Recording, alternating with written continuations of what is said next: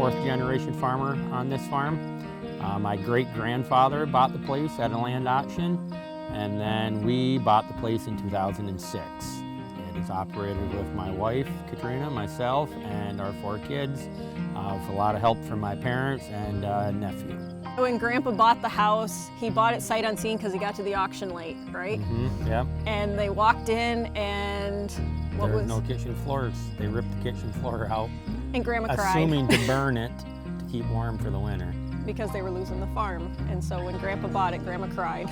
And so there's this, and I think right before we got married, we were at a family reunion, and somebody's like, oh, the old house, you're gonna get to fix it up. And one of his cousins, who's actually a neighbor too, walked up and go, oh, honey, please cover your ears. You don't want to hear this part. And I said, what do you mean? And she goes, I used to keep chickens in that upstairs bedroom. You don't want to go up there. And I went, oh no.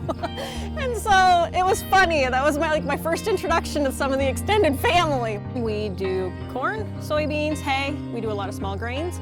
And we also have a wide variety of animals. We do beef cows, we have bottle calves that we raise to steers. We also have dairy goats. We have Katahdin sheep, which is a haired breed that sheds. We have some chickens, and we have pigs. Majority of the animals, when they are done living on our farm, they exit the farm through our own meat shop.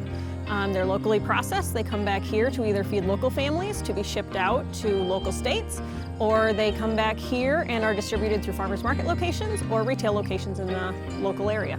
You got to be kind of a special kind of crazy to be a farmer, it seems like.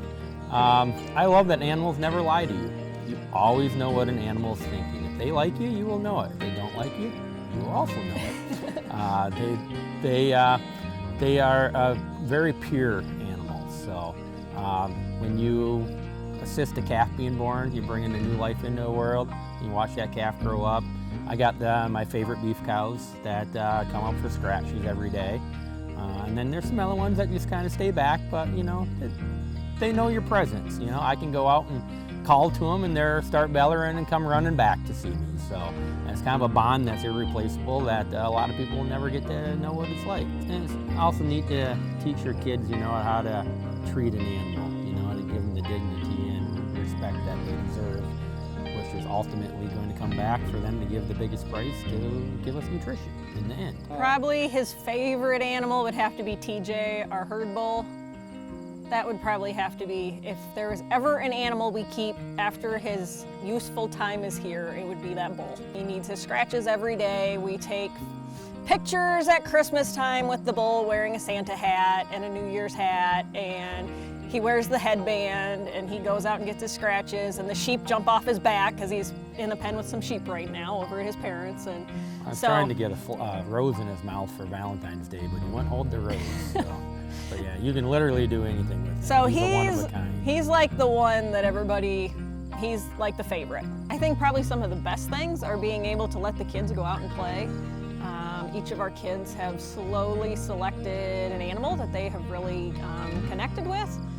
We have an unwritten rule that each kid needs to ask for that animal for 2 years. That just seems to be how it happens, and then they get them. Our son asked for chickens for 2 years. He finally received 6 chickens, and the flock has slowly grown from there. Our daughter begged for dairy goats, and then ironically, about 2-year mark, we had a friend call up, and she had a goat that unfortunately was born in a year that we had a heavy frost, and it lost the tips on its ears, and she couldn't go to nationals, and they asked if she would be willing for us to come buy her, and she could be a family goat. I'm all about the horses, and slowly the kids have started taking interest in the horses. Our son really enjoys the bottle lambs too. We have a few bottle lambs. Our daughter is very excellent at being midwife. They keep us updated on what's going on and who's having babies and who's drank last and who needs to go in the warmer and all of these things. And then our son can step in and feed animals. Like when we're heading out to the farmers markets and we need somebody to step in and make sure the calves get their grain for the day, or that their bedding is just the way it needs to be, he is the one that steps up to that. Part of the fun of having a meat shop is we get a lot of custom orders and crazy things that we have people call, and they'll be like, so when I was a kid, Grandma used to make this one thing, and we needed this one piece to make this thing. Is there any way that you can get this? So you get to meet so many unique people doing this by helping feed their families, and you get the stories, and the stories are so cool, and talking to these people, and it's just neat. It's just like, it rounds out what you do and makes it all worth it.